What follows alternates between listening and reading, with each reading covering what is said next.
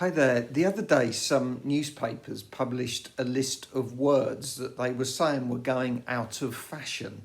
Now, some of them were, well, I'd agree, quite old-fashioned words like betrothed. We don't use that anymore, and henceforth.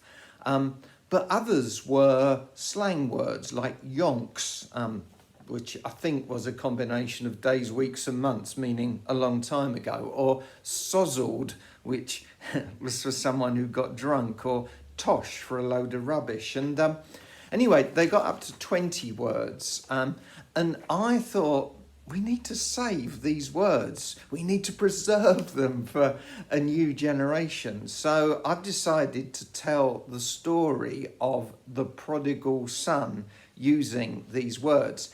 The only trouble is, two of them were a bit rude and perhaps not suitable for the parable of the prodigal son. So I've left them out, but I have included 18 words in this. Of course, actually, the word prodigal is an old-fashioned word now. Have you ever thought what it means? These days, people call that parable in the Bible the lost son. Prodigal means wastefully extravagant, spending money or resources recklessly, which I guess defines that son quite well. But anyway, here we go.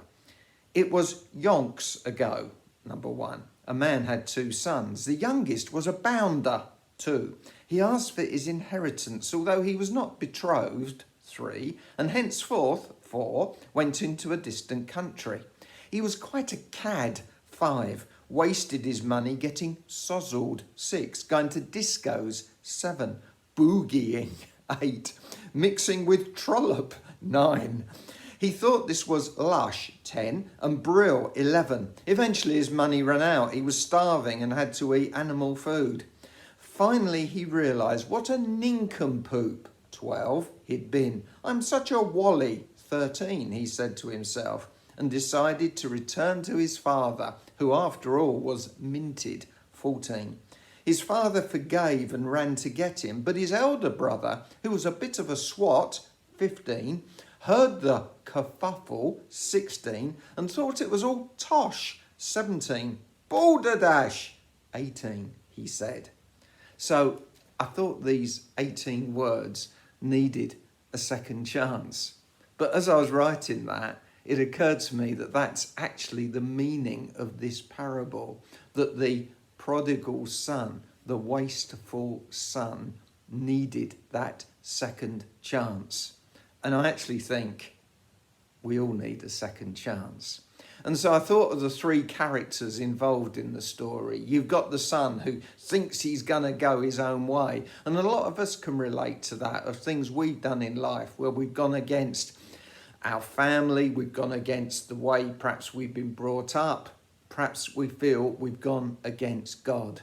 And then time comes when we realise the error of our ways and we feel we need to go back. I didn't bring it out in my version of the story, but the son, when he went back, just thought, well, perhaps I can be a servant in the father's household. But the story goes that his father ran to greet him as soon as he saw him and hugged him, and he put a ring on his finger, sort of said, you're still my son, and he organised a party for him. And I guess that's a picture of God's love and mercy and grace for us. Was it fair? Well, no, not really, because the son deserved to be punished. But God's love and grace was bigger than that. Someone once said that there's always a whiff of scandal about grace. It's always unfair. And that's what the elder son thought. He had always been a good boy. He'd always done whatever his father wanted. And he couldn't understand why there was all this fuss about this one who had now come back. And I guess one of the eternal questions in this story is, where are we in that? Are we like the prodigal son, the son who's run away? Do we perhaps need to get things right and ask for mercy from God, who we think of God as a father. Do we need that? Are we like the older brother? Do we love judging other people? Even through this pandemic, have we been judging everybody else who's not doing the right thing? They're either too extreme and too scared to do anything, or they're doing far too much and putting us all in trouble. Are we like that? Perhaps we need to be more like the Father, full of grace and mercy and love. So let's keep these words going. Sozzled, disco, balderdash. But let's give ourselves a second chance, and let's give others a second chance as well. Have a great week. Bye-bye.